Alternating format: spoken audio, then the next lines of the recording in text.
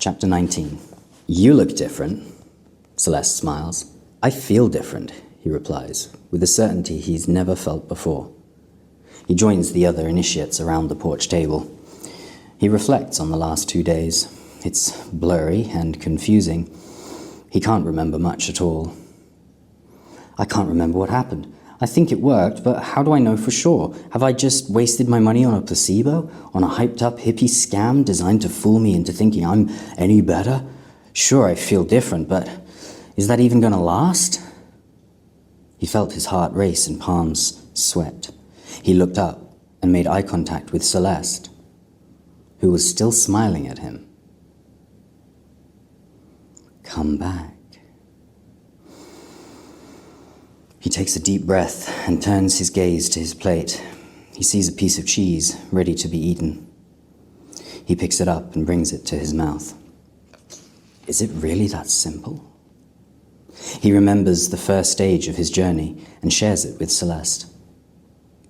The gradual build-up of internal voices, the horror of seeing how cruel he had been to himself, the vomiting and the stillness that came after it. Celeste oozes understanding. Did you vomit? Daniel asks, curious. Oh yes, I think we all did. They smile and look around the garden for a moment. Did you have visions? She asks. I can't remember much, but I know I had an experience of being a gorilla. A gorilla, she laughs. Yeah, he chuckles back. I was watching him run through a forest, then I went down and became him. I was running and could feel the strength in my muscles and the weight of my body. I felt the heavy breath in my chest. It was unbelievable. Wow. More memories drip through, then floodgates open. I was also a tree for a while. I think I had a vision where I saw my most traumatic event from my past. Wow, she says again. That sounds amazing. I don't think I could have handled all of that. I don't know that I did. The group returns to the living room and begins the final sharing session. Each initiate, or is it graduate now, relaxes into the sofas and cushions encircling the room. I'm so happy that you all had such great journeys, Magda starts. It was a long night, and it was our pleasure to guide you through and make sure you were comfortable and safe. Joseph takes the lead. Now we will go around the room and share our experiences with Kimber. He points to Harmon, the Dutch who'd shared the card with Daniel, who sits first in line, moving anti-clockwise from Joseph. Just as Magda had predicted, some had visions, some didn't. Some had deeply personal insights, others had taken adventures through other dimensions. Daniel is curious to hear what Celeste will say. Well, as usual, she begins when her turn comes. The journey was very intense and challenging. I had some visions that I remembered from last time, things that still hadn't been dealt with. I suppose the big one was realizing how scared I've been of becoming a mother. The group leans in. My mother was a flawed woman. She hurt me a lot. When I left home and started my career in fashion, I decided I never wanted to have children. I told myself it was so that I could focus on my career, but the truth is, I couldn't bear the idea that I'd hurt them, like she hurt me, and I was convinced that I would. The man I met last year, he lost his wife in a car accident, and he has 2 young children. They're wonderful kids, and he's been really good to me, and last month he asked me to marry him, but I felt that there was some reason why I had to say no, so I did. I thought it was because of him, that maybe I thought he was going to be manipulative, like my mother was. Kimber confronted me with the fact that I wasn't saying no to him, but to his children. I didn't feel I could handle the responsibility of becoming their mother, because I'm too damaged. I'm broken. I'd only hurt them. She points across the room to Magda's cat, blissing out on the couch. And then your cat came over to me, climbed on my chest and fell asleep, purring. As I was stroking her, I realized that I've had pets my whole life, and I've never been abusive to them. I just love them and try to be my best to help them live their best life. I felt the weight of that truth wash over me. I am ready to be a mother, and I will be a good one. I'm so happy because now I can marry the man I love and give those children the mother that they deserve. She looks at Daniel and smiles. Amazing, Magda stands and crosses the room to embrace Celeste as the rest of the group erupts in congratulations, hugs, and applause. She passes on the turn, and Daniel listens to each story. Hans had been very quiet. As he starts his account, Daniel remembers seeing him in the middle of the night, laying on the sofa with his head resting in Anna's lap. She had stroked his head, singing a lullaby. Well, in my last ceremony, I learned that I was not my ego, and that other people exist as living, thinking humans, something I'd failed to see my whole life. The last year had been an amazing time. All the people in my life, my parents, my doctors, my friends, they became real people, and I've started to get to know them. But this time, I had pictures that showed me it's possible to connect with those people, to love them. I've learned about love in books and films, but I've never experienced it, either giving it or receiving it. I never felt it. Kimber showed me that this was because I had blocked myself. He points at Anna. When the ceremony was over, I lay down and Anna asked me if she could take my head in her lap. She said she felt called to do it. As I lay there, she stroked my head and sang to me. I realized this was the most intimate human contact I've had in 40 years. His eyes well up. His voice is trembling. I want to experience more of that. And this was my lesson from Kimber. Thank you, Anna. Thank you, Magda. Thank you all. A flood of emotion rises from Daniel's chest to the center of his brow. He feels the release of tears and a warmth in his heart. He crosses the room and hugs him. Well done, Hans. Daniel's turn arrives. He tells the group how he had seen many visions, some vivid, others blurred, and so many that he couldn't count or even remember them all. The first couple of hours were important. I think I heard my internal narrator grow louder and louder, and I thought, great, I can think clearly now. He smiles and looks at Celeste. She slowly blinks, reassuring him.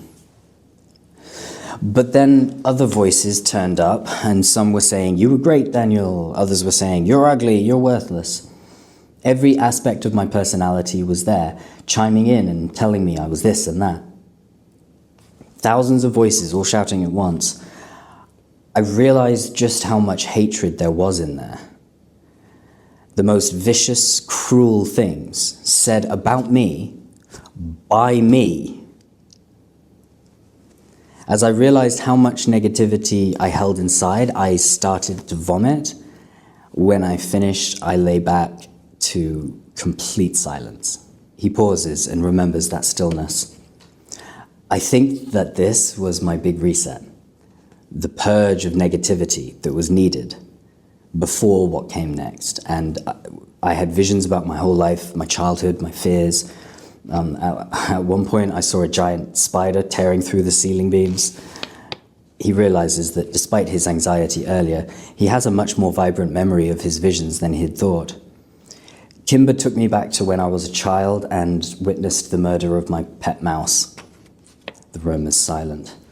But this time, I got to change things. I got to stop it from happening. Once I had, I felt at peace. My card had said, I consciously choose to live in the here and now.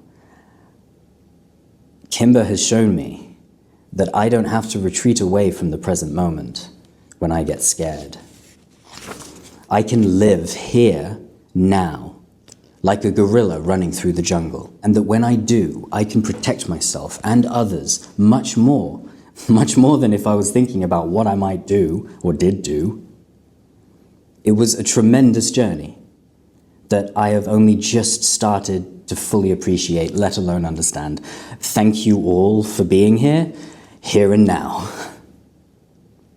Shortly after, contact details are exchanged and initiates go their separate ways. Joseph gives Daniel and a few others a lift into town, dropping them off by the train station. Daniel's bed for the night, a small bed and breakfast recommended to him by Magda, is a short walk away. He says goodbye to Joseph with a hug and a smile, then heads towards the center of town. An hour passes as he walks, watching the world go by. It was so cool, man. I walked around town and just felt like so present, like in the moment, like I was noticing everything. He stopped in his tracks. His mind had drifted to an imaginary conversation with Sam. He was rehearsing how he would tell this story once he got back to York. He remembers his visions. Is Sam here? He asks himself. No. So why should I be talking to him if he is not here, right now? I'm in Holland, on my own. I will know what to say to him when I get there, in front of him. I don't need to rehearse. I can trust that I will say what I need to say. Right now, he's not here. Right now, I'm walking down this lovely street in the sunshine.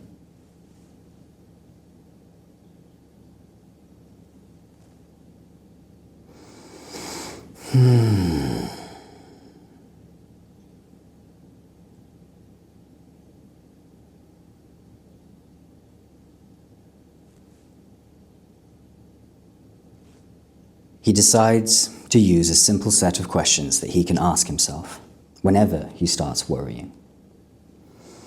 Where am I? I'm walking down this street. I'm not in York. I'm not at work. I'm here. Who am I with? No one. I'm on my own. No point in talking to anyone if they aren't really here. What am I doing? I'm walking. And how does it feel? It feels really good. The gravity of his cryptic card finally hits. All his problems with depression, his bad relationships, his fears, his worries, they all came down to this. He had not been living in the present moment. As he arrives at the bed and breakfast, he knows that his life will never be the same. He's tasted the magic of the here and now, and he's never going back. He's under warm linens in the comfortable bed when he finally remembers Lathe. He'd come to Kimber so convinced that Lathe was going to be a key component to his visions, understanding how he'd been so fooled by the man, why he'd been so fearful, and how to avoid falling into the same trap again. And yet none of his visions had featured Lathe, directly or otherwise. As he thinks about his psychopathic archenemy, he remembers a single vision that had slipped into the back of his mind, which had come closest to revealing the answer. He had visualized bubbles of perception as spheres of awareness that surround each person. The bubbles contain the body's sensory inputs as well as their beliefs, their values, and the memories that the brain filters those inputs through. The smallest of those three spheres is the bubble that most people inhabit, repeating cliches and platitudes as they chit-chat about the latest trends or what they think about some news article. This bubble was small, limited to self-focused awareness. Those who live within it can't see what's beyond themselves. The second bubble was revealed to be the bubble that a psychopath lives in. It is larger and encompasses the entirety of the smaller sphere. The psychopath can see more and is able to manipulate and control the lives of the people who live in the smaller sphere. Their higher perspective gives them this power.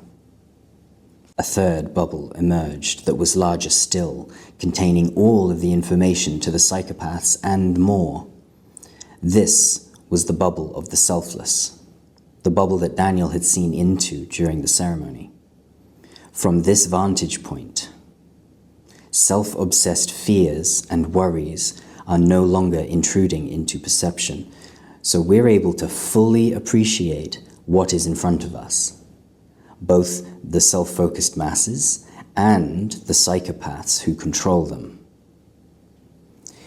He had seen that in any given moment, a person who possesses such sight is more powerful than the psychopath, who cannot control them, nor understand why. The selfless have no exploitable fears left, and are present enough in the moment to notice inauthentic action. The psychopath's power over us, he had realized, is limited to when we are stuck in our own heads, trapped in the past or fixated on the future. Be here now, and they lose all their power. Perhaps Lath had come into his life for a reason, he wonders, to lead him to this moment of understanding, to teach him. He knows that he will never fall for the same tricks again, as long as he continues to practice being present. He has to stay in the larger bubble, focused on what's in front of him instead of what's inside him. If Lath ever does return, he'll handle it as cool-headed as he'd face down that giant spider. Though, the spider wasn't real.